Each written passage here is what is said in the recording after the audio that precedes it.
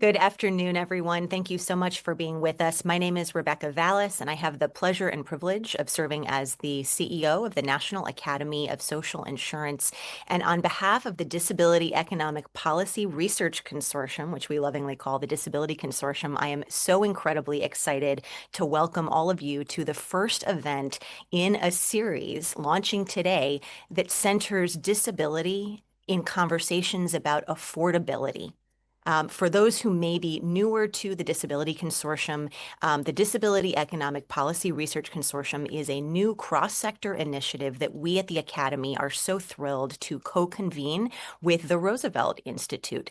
And we are really grateful to our partners and supporters at the Ford Foundation and the MacArthur Foundation for making this work possible. The consortium brings together a whole array of leaders from disability rights and justice organizations to economic policy think tanks, academic institutions, advocacy organizations, all folks across these different parts of the ecosystem to work together from one simple but transformative premise that economic policy is disability policy, and that if we want an economy that truly works for everyone, disabled people and a disability lens need to be at the center of that conversation, not at the margins of it. Right now, across the country, and definitely here in Washington, where I'm zooming in from right now, we are hearing a lot about an affordability crisis. It's a conversation that is driving and shaping policy debates, political narratives, and all kinds of conversations across the country, especially as we head into a midterm election year. But very often that conversation is incomplete because for millions of disabled people, affordability isn't a new problem. It's a constant reality. Disabled people, as you're going to be hearing in just a little bit on today's panel, face what many researchers and advocates and policymakers are increasingly calling a disability squeeze. Higher everyday costs combined with structural barriers that make it harder to achieve and maintain economic security.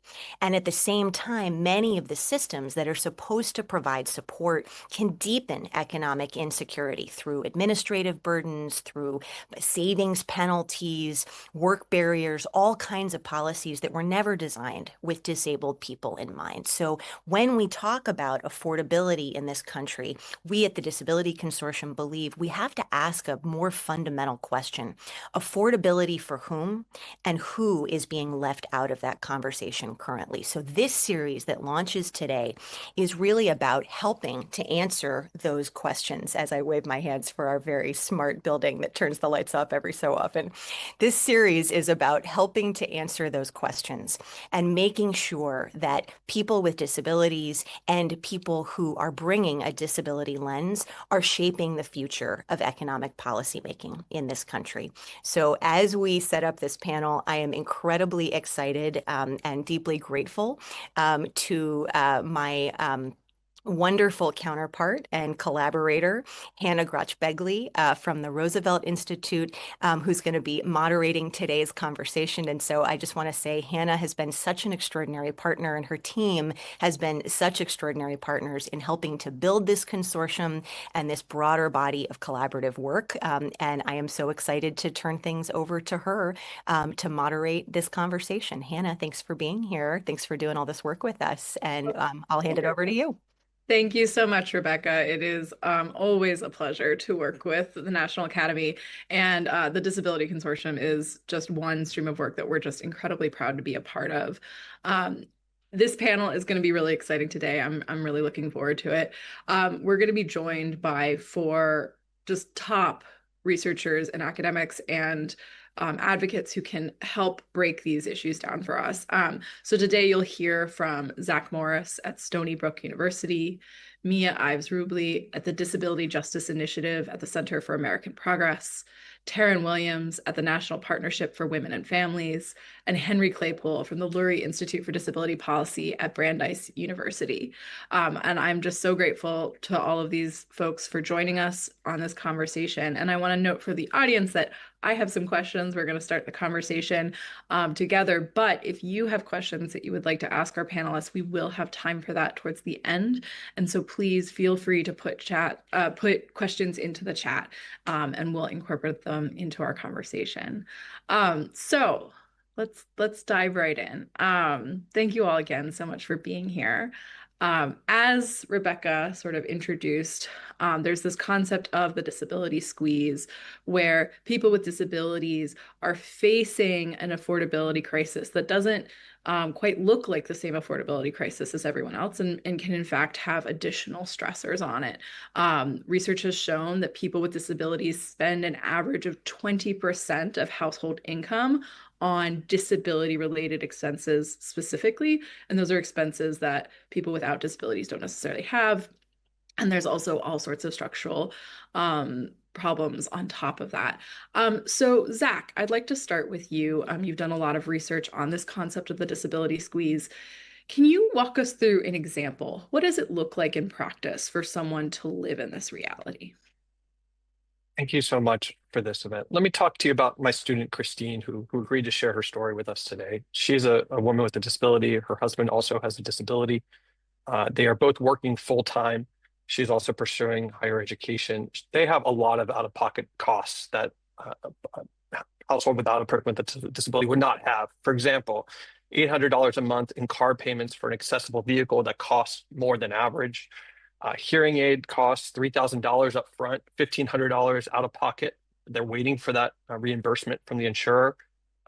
Frequently navigating difficult coverage concerns with elevated medical copays that frequently put a stress on their household finances.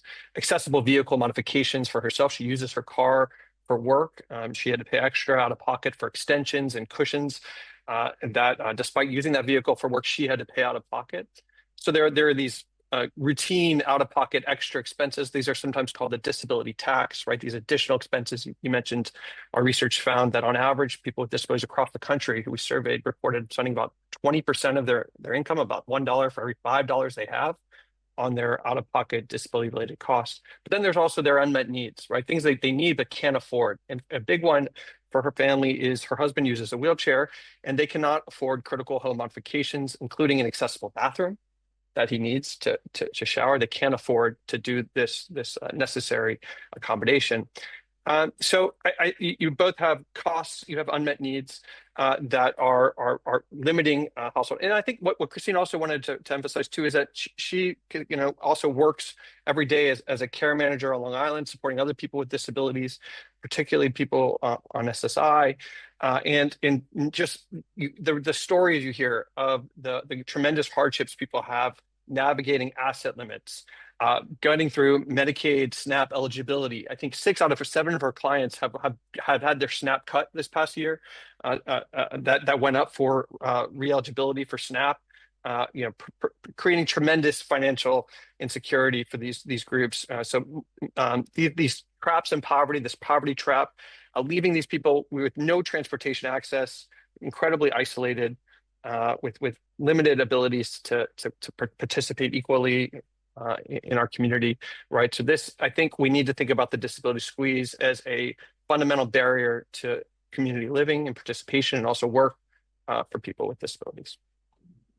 Thanks so much, Zach. Yeah, I think one of the things that your research really highlights is that it's not just costs, it's also these structural barriers that make the costs untenable, and sort of squeezes people from both directions.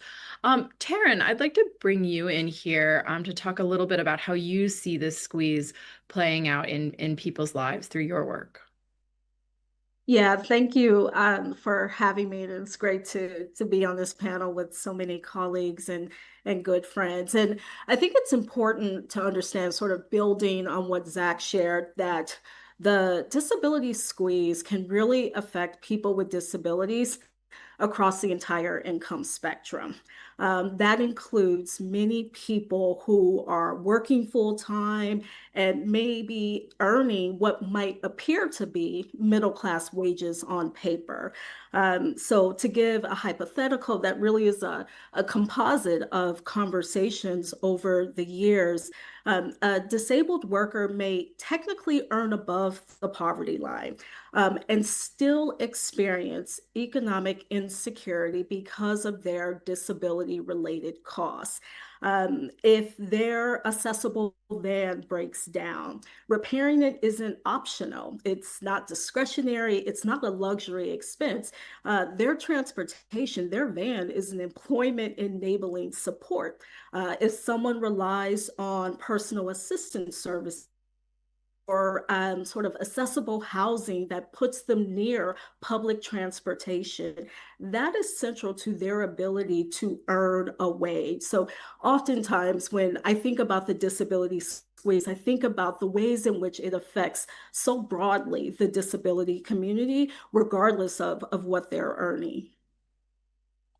Thank you so much. Yes, this is really cuts across all economic organizations, all economic classes, social statuses, et cetera, which is part of what we at the Roosevelt Institute have found in our work with the consortium has been so fruitful and useful, is to understand that by focusing on disability, you actually are studying the entire range of the economy, and that gives you new perspective.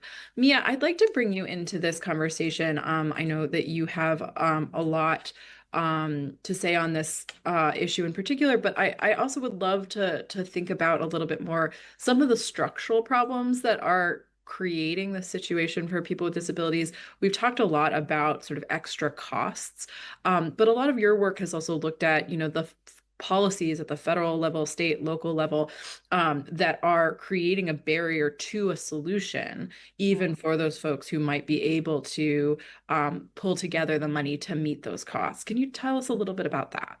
Yeah, thank you for having me on this panel. It's been interesting because I come from a view of a practitioner. I did practice for 6 years. I also come as a disabled person who has experienced this as well, and then as a policy analyst as well. And the thing that I have noticed is just how different policies fit together and impact each other to create these structures that are just untenable for disabled people because they rely on these systems to be able to function in a very inaccessible world. And it causes these huge, insurmountable barriers to being able to live independently in their communities. And one of the things that, like an example that I think about is some of my clients that I worked with at vocational rehabilitation, where they were individuals who wanted to get a job, wanted to be able to provide for their families. They weren't able to get an education in the beginning, wanted to go back to school, but faced a lot of barriers, whether it was the fact that they can't attend school full time, and so they can't get the financial aid that they need, just due to the fact that, their disability doesn't allow them to be able to do full time. Individuals who, you know, are on SSI or SSDI disability benefits who, want to get a job, but are hampered by things such as asset limits, where they can't have more than $2,000 in their bank account, where they can't do an internship because that internship pays too much. So they actually have to deny getting an internship. Um, and, I think all of these sort of fit into this structure where you just feel like you're treading water, basically. And, I've seen people who I literally have to sit there and be like, hey, I don't know if this is the best option for you in terms of going back to work, because all of these barriers are going to create these stressors that could likely actually uh, increase the likelihood of falling back into a medical crisis. And you need Medicaid to be able to pay for the expensive the how expensive healthcare is, including mental health care. And so, I think a lot of folks don't understand how these different policies fit together, and they often take them so piecemeal that we get these policies that ignore other policies and result in somebody literally spending their whole day trying to make sure that they remain eligible for certain services so that they can just live in their communities. Um, and it's a real shame that, this is what the disability community often has to deal with, and often silently. It's not something that is super publicly known that people are struggling with this. Yeah, absolutely. Thank you, Mia. I think this is the thing that has been so eye-opening and useful as we've worked with the consortium is, exactly as you said, policy is often constructed in kind of a vacuum, frankly, where an individual policy is built with, perhaps good intentions. We want to encourage people to work, we want to encourage people to save, but without understanding how a lived experience will include that overlaps with other policies that perhaps prevent saving, perhaps prevent a certain kind of work that you end up contradicting. These policies end up kind of canceling each other out, and no one is getting the benefit that maybe was buried in the initial policy construction. Henry, I want to bring you in on this conversation as well. I mean, you have such a depth of experience and knowledge about these systems at the federal, state, and local level that people with disabilities rely on and yet are so often failed by. So how do you see that playing out in this affordability conversation? Sure. First, thanks for having me on the panel, and really appreciate the work of Roosevelt and NACI here drawing more attention to this as we move into another cycle of elections. I think I wanted to approach this by pinging off a couple of other comments made by panelists. And, I think Zach's work does a great job of really helping people understand the concept of the squeeze. But Hannah, you made a point earlier that it's kind of two-sided. And I spent the vast majority of my career working on public policy, fixing or trying to adjust, making, incremental changes to programs that were very targeted.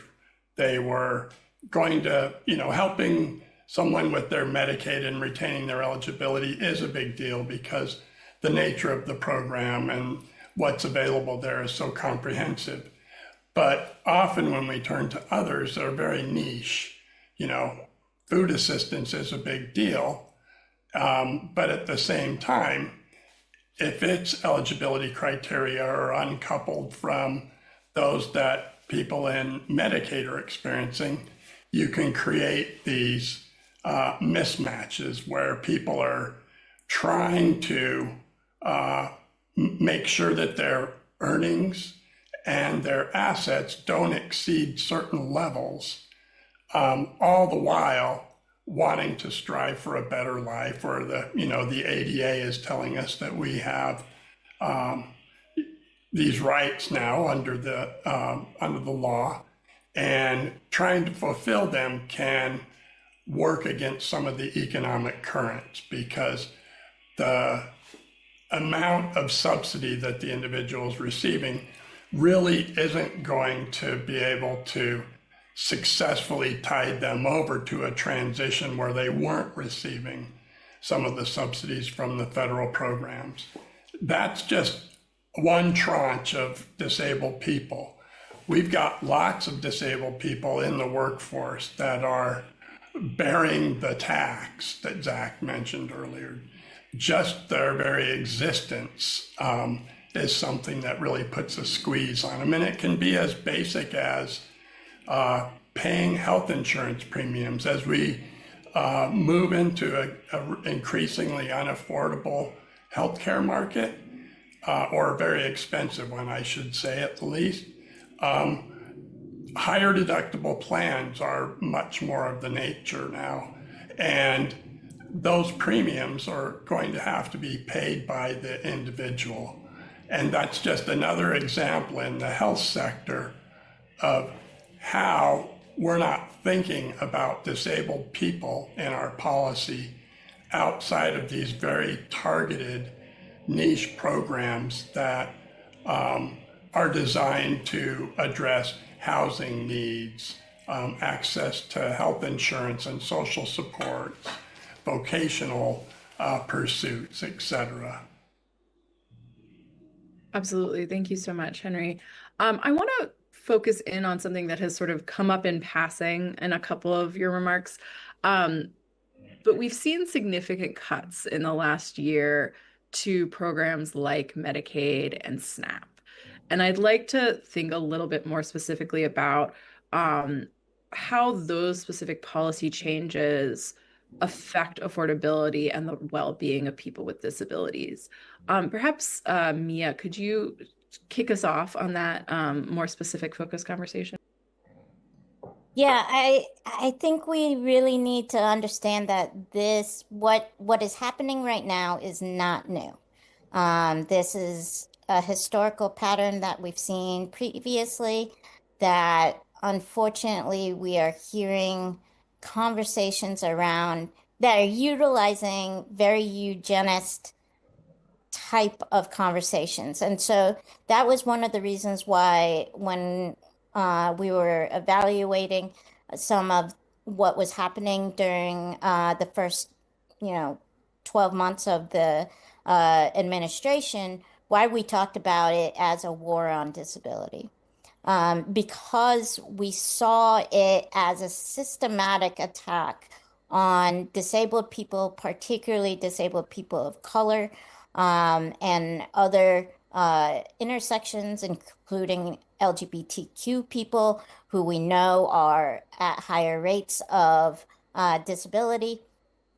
And so, what we've seen is cuts to programs, collapsing of infrastructure that is supposed to help disabled people stay in their communities and live. And what's happening is that as we continue down this road, we're going to see higher rates of institutionalization because disabled people won't be able to afford the care that they need, and their families won't be able to afford the care that they need. And that will result in further disabling conditions and also result in people, unfortunately, having to rely on these institutions to provide the care that they need in order to survive. So, I think it's very concerning to see some of this rhetoric. A lot of the rhetoric we saw during the eugenics movement, during when we had the ugly laws, which some of them are still in force today. And we've seen it on all of the political spectrum, unfortunately. We've seen attacks on homeless people who have mental health issues. We've seen it on, a lot of individuals with significant mental health disabilities. And so, it's very concerning, and it's something that, we're at a, five-alarm fire, in terms of needing to address these issues. Absolutely. Thank you. Taryn, I'd like to turn to you because in addition to Medicaid and SNAP and some of these other policies, National Partnership on Women and Families also focuses a lot on policies around care work, paid leave. And I think it's important to remember that those policies are also, again, as we said, all economic policy is disability policy, right? People with disabilities are both participants in the care economy. They are care workers themselves. And so I'm curious how you're seeing that federal or state level policy landscape shaping up these days. Yeah, that's a great question. I think it first starts by going back to really where we started with the conversation, and understanding the nature of the threats facing disabled people. So, Rebecca in the beginning was talking about the very real affordability crisis that is affecting us across the country. Zach has walked us through, really all the panelists has walked us through what the disability squeeze feels like. Layered on top of that, you have a very real and persistent wage gap that disproportionately affects women with disabilities, disabled women of color who are in the workforce. And I bring that up because one, it means to Mia's point that when we think about policy solutions, we can't just be thinking about a single system. We shouldn't be thinking in silos. We shouldn't be reproducing what can be very real and challenging fragmentation that exists in sort of the supports for disabled people. And it also means that the workforce and policies that impact how we work play a big role in how we might experience the disability squeeze. If I am a disabled worker and I need time off to take care of my own health, or I need time off to take care of a loved one, then I should have access to policies that allow me to take that paid leave. I mean, speaking for myself, I go to the doctor maybe 2 to 3 times a month. And the partnership is an organization that really it talks and it walks the walk when it comes to policy. And I have access to that paid leave. But without it, that would, like it does for many workers with and without disabilities, put my job in at risk. It might mean that I'm making the choice between, am I able to continue to work, or am I going to be locked out of the workforce overall? And something that you mentioned, Hannah, that I think is important is that when we talk about these policies, we in this conversation are talking about disabled workers or disabled job seekers, but paid leave, paid sick time is policies that are good for all workers. And if we are thinking about the workplace, and if we're thinking about rebuilding a system that works for all workers, then we should do that by centering the experiences of disabled people and making sure that it really is inclusive. I think we would have better outcomes for everyone if we did that. Completely agree. Thank you, Taryn. And I think that's a classic point that, in fact, by lifting up people with disabilities, by improving their affordability, their access to success in the economy, that who everyone can everyone can benefit from that. I definitely want to shift at one soon to a forward-looking what we could be doing. But before we do that, I just want to make sure that we have really given our audience a complete picture of the problems. We've talked a lot about a bunch of different policy areas here, but I just want to make sure, maybe Zach, is there anything that we haven't covered yet that you think contributes to this affordability crisis specifically for people with disabilities? Well, I think there are a couple of things. One is that I think when we talk about the broader affordability crisis that's affecting everyone, and particularly low-income earners, we need to recognize that it's affecting people with disabilities even more, right? Especially people who are on fixed incomes, right? That there is even more hardship with regular prices in the economy. I want to characterize, and maybe this will help bridge us to thinking forward too, which is I would characterize our current policy landscape as one of policies of entrapment.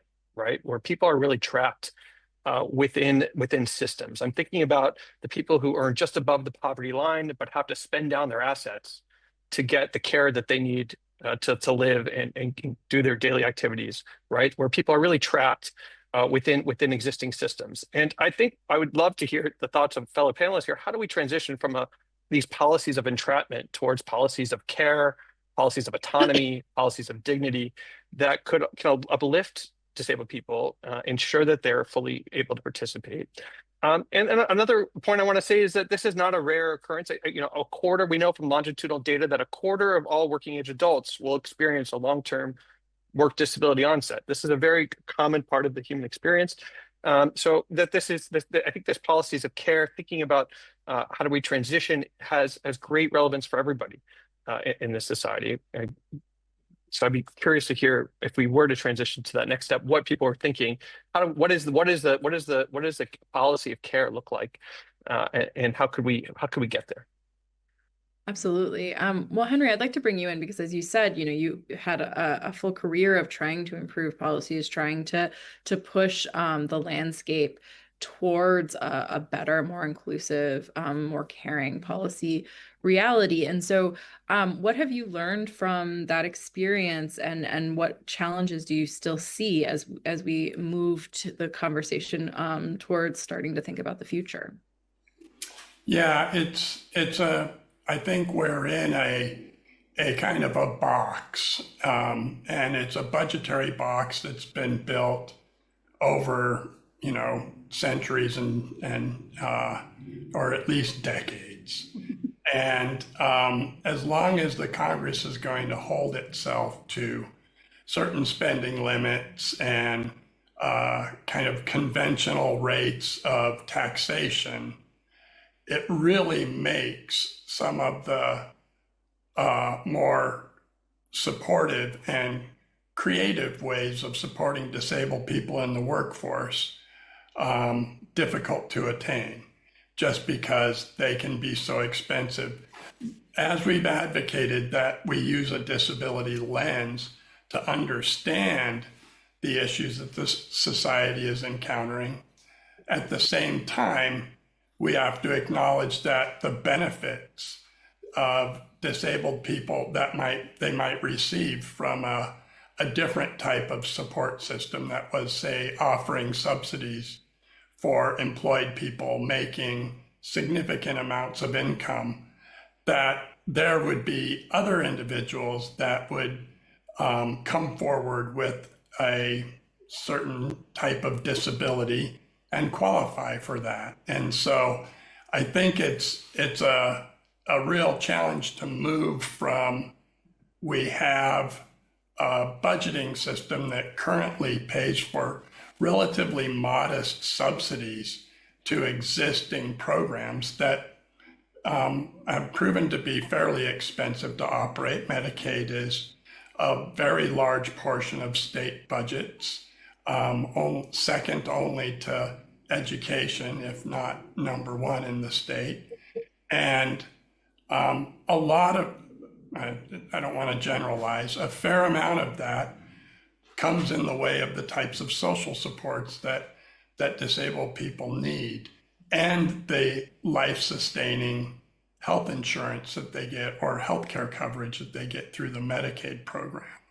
And so making that transition from one that is, I would say, really targeted and more negatively focused on, prove to me that your disability is of a certain significance, and then you'll get the subsidy, to something that is, there's a subsidy available to you when you reach, or when you're engaged in the workforce, and it looks like this, and it can be used for X, Y, and Z.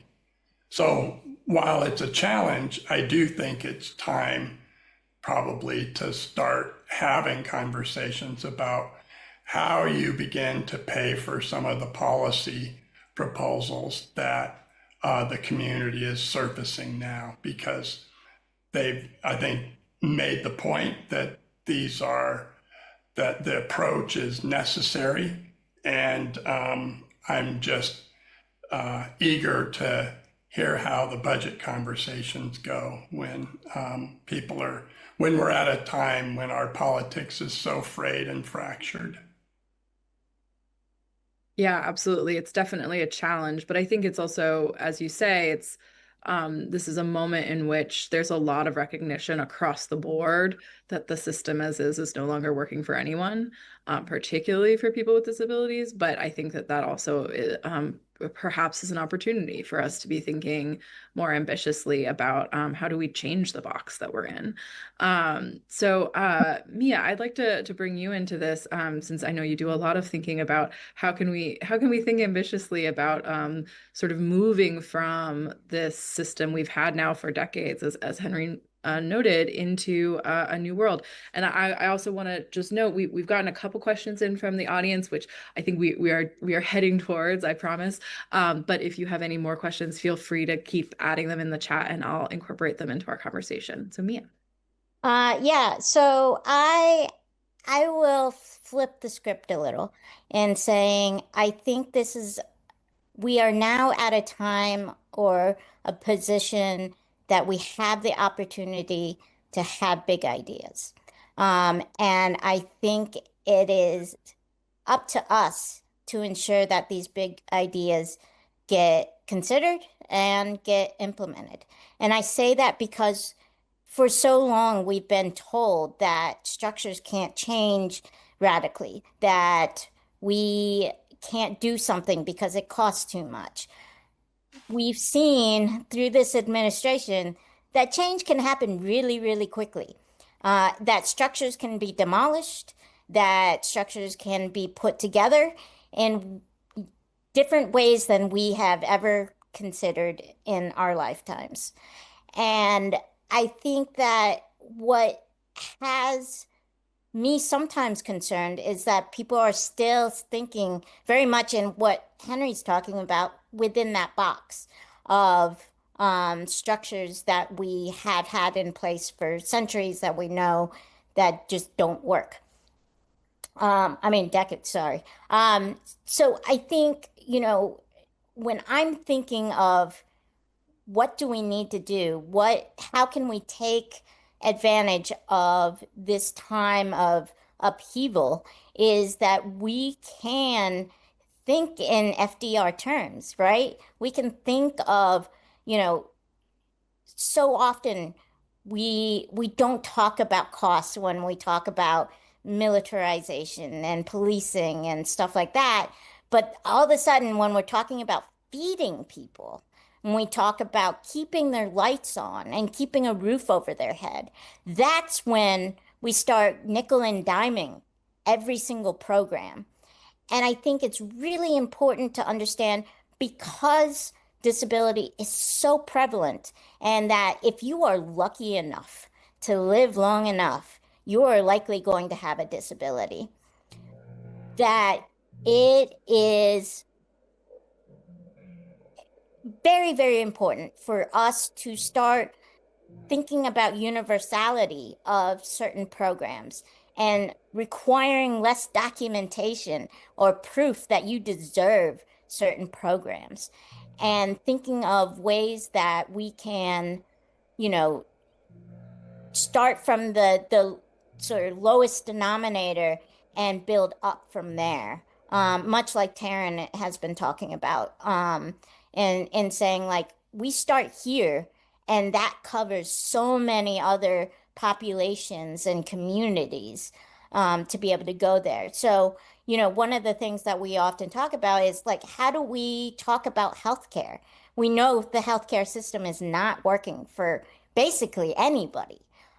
How do we talk about radical changes in our healthcare system, such as, single payer, such as universal healthcare? Thinking in terms of that is going to be essential because that's what people want to hear. You've seen the recent elections, you've seen these folks who talk in radical terms of radical change. Those are the people that inspire people to want to build better communities, to want to vote for these specific people. And I think this is that time that we can really utilize to make a new deal. Well, at the Roosevelt Institute, we obviously love that pulling on that legacy and as an inspiration and as yeah, definitely a call to action. So let's get into some specifics of, you know, what items, what policy ideas we actually have that could help address this affordability crisis for people with disabilities. We've gotten a couple questions in from the chat to, you know, ask for some specific ideas. So I'll start with this one question. If you could establish any policy to improve economic security and affordability for disabled people today, what would that first policy that you would want be? I know, Mia, you mentioned single payer healthcare. That might be it. That's a pretty big one, but why don't we start with Taryn? Is there, you know, one thing that comes to mind as just like we could do this first, or certainly in the top 5 of things you'd want to have happen? You said 5, and so I could actually give 5. Do whatever you need to do. It's going to be a list. Yeah, it would be a list. I mean, I think I already alluded to sort of having a federal policy where you have access to paid leave, where you have access to paid sick. That's something that comes to mind, particularly because I'm coming at this often from an employment lens, and a lens that really takes into account all workers, including workers with disabilities.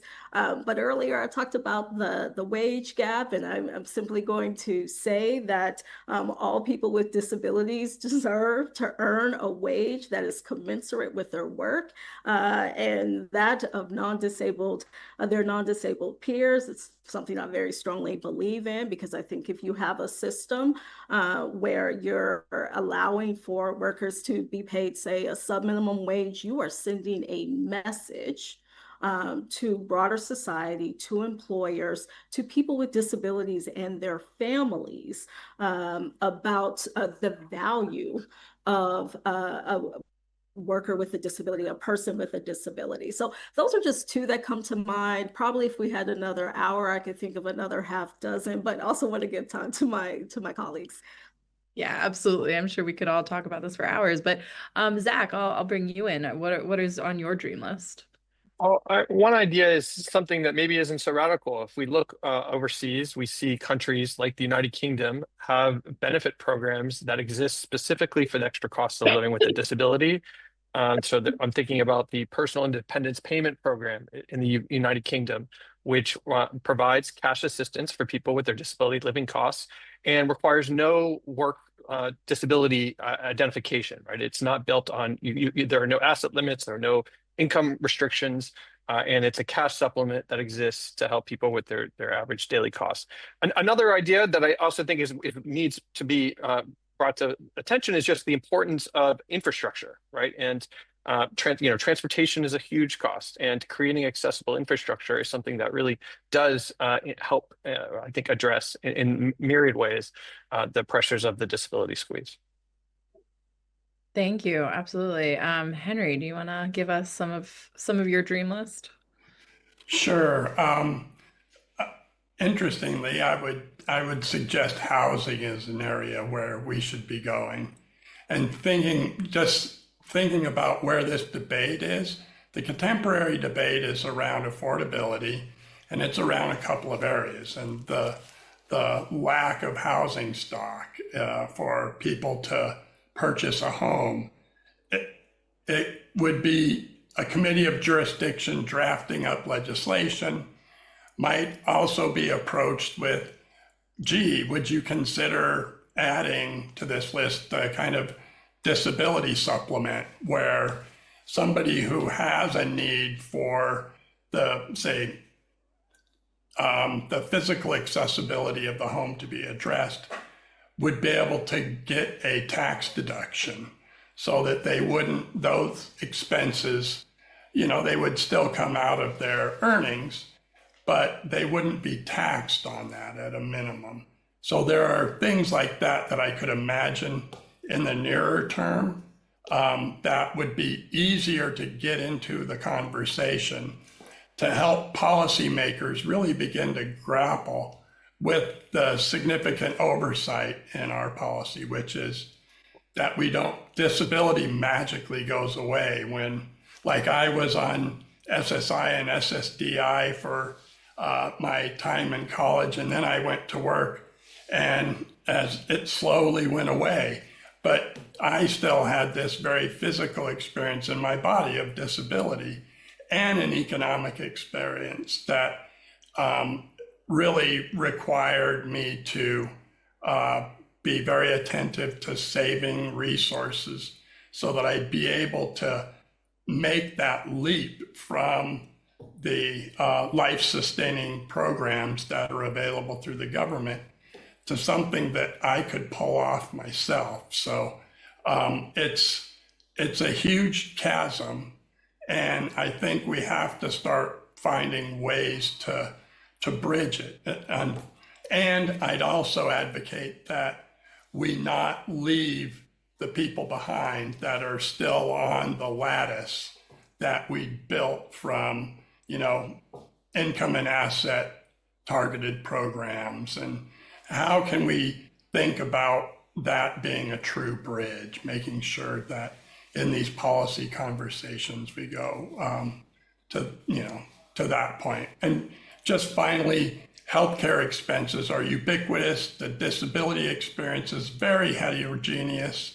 It's really hard to say that this percentage of the population needs healthcare in this amount, or additional supports in transportation or housing in this manner and fashion.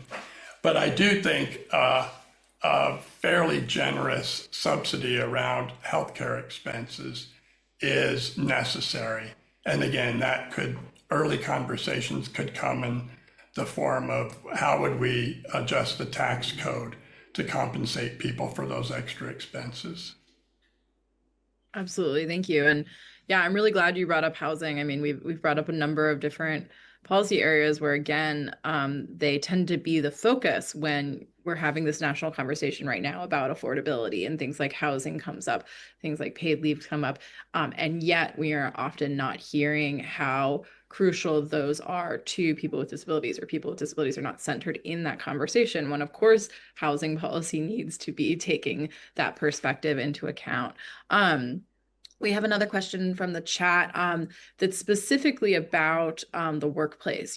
Part of this conversation has been, I think there's a cultural conception that a lot of people with disabilities don't work, but actually, as we've talked about in this conversation, many do, many want to. So this question is asking, what policy shifts are needed in the workplace beyond things like ADA that we may already be very familiar with. So Taryn, maybe I'll start with you, since you bring so much of that focus with your work. Yeah, absolutely. And I'll start by revisiting what I think we've heard a little bit during today's panel, which is we are in the midst of you can use the word dismantling, you can say destruction, whatever you want to call it. I would characterize it that the progress that we've made in individuals, job seekers, and workers with disabilities having success in the workplace is being rolled back. And whether our reimagining is something that is the New Deal, as we're thinking about what are some of the incremental changes that we might be able to make, what comes to mind is that economic security for disabled people is not just about sort of what happens in the workplace, what shapes their labor force participation, what shapes their earnings. That happens in the classroom and out. It happens when they're in the workforce system or out. It is related to transportation or housing. And so I start there just to note that sometimes people say, well, this is not necessarily a disability area, when in fact, it is necessary to center people with disabilities and to ensure they are in that conversation in order to build the sort sort of universally accessible world that we want.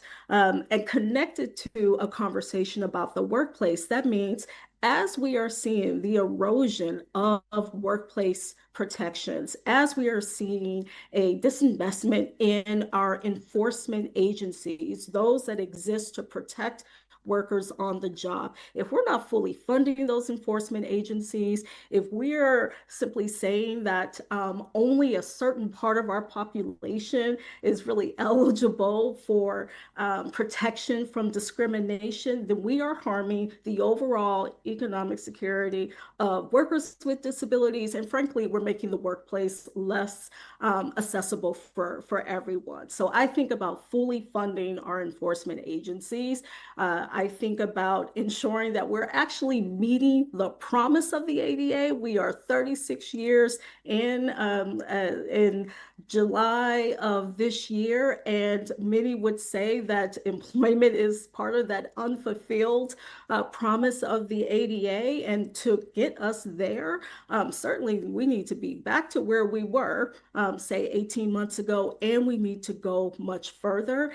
And we aren't going to be able to do that unless we are thinking about every part of this system, both what happens when you're on the job or you're going to look for a job, but also all of the things that got you there in the first place, like your classroom preparation, like what you received in vocational rehabilitation in terms of training, and so much more.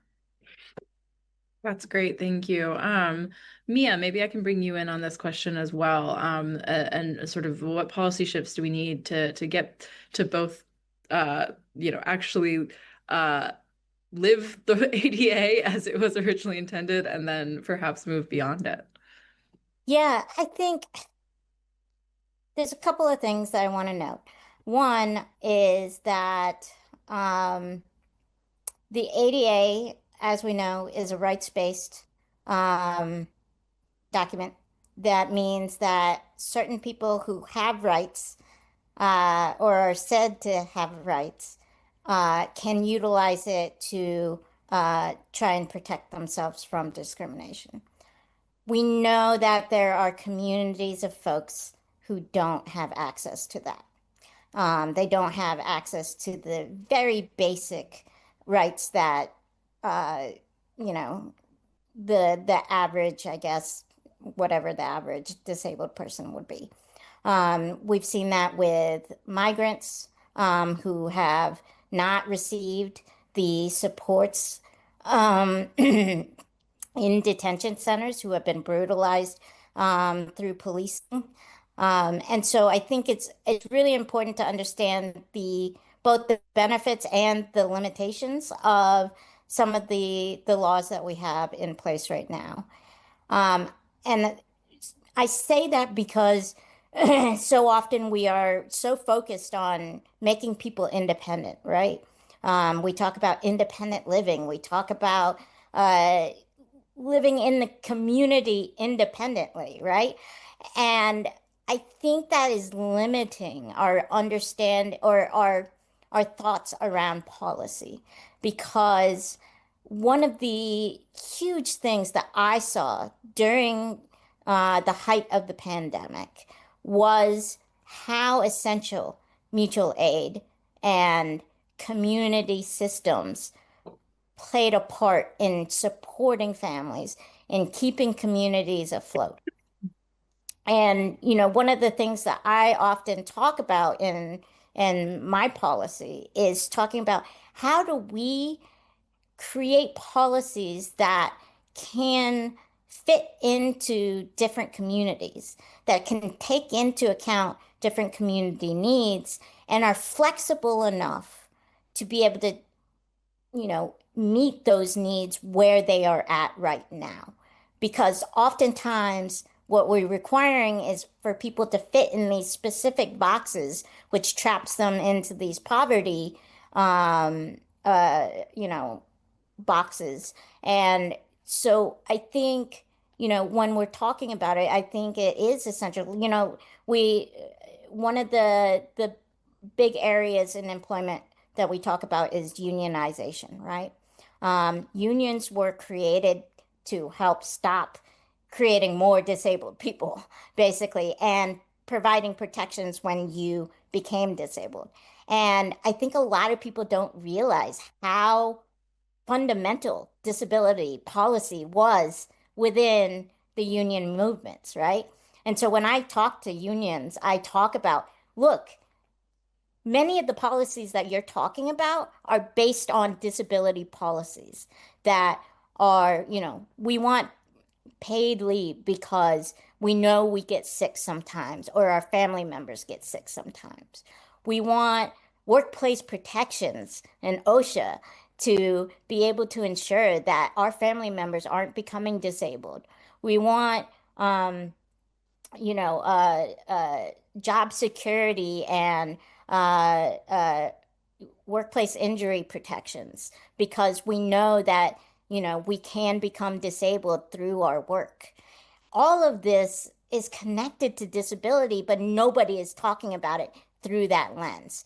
And so when I talk about, universality, I'm referring to this in the fact that it's all connected and the importance of that interconnection and understanding that we don't have to be independent in a sense of we are functioning singly for ourselves, but that we are functioning as a community. Thank you so much, Mia. I love that message, and we're very close to time. But there's been some conversation in the chat about sort of the lack of a shared definition of disability and how this can create policy challenges.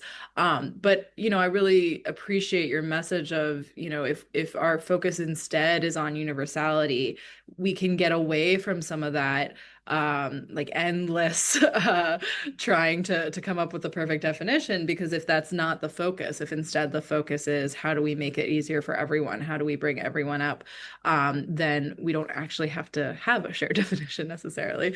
And I am just so appreciative of all of the really like the optimism that I've heard on this panel. I know that it has been a challenging few decades, let's put it that way, in this space. But I do think that there are some great ideas that we've heard today. There are solutions that are out there for the affordability crisis. Bringing the disability lens in expands our worldview and expands the options that we have access to. Certainly does not limit in any way. And so I just want to close this out by saying thank you all so much for your time and your wisdom and your work on these crucial issues. And thank you so much to our audience for joining us and for asking these great questions. Please find all of these four wonderful people. They do incredible work. And also follow the Disability Economic Policy Research Consortium. We're going to be doing more of these webinars and conversations. This question of disability and affordability is our focus for the rest of the year. And we're just so grateful to be having these conversations. So thank you all so much.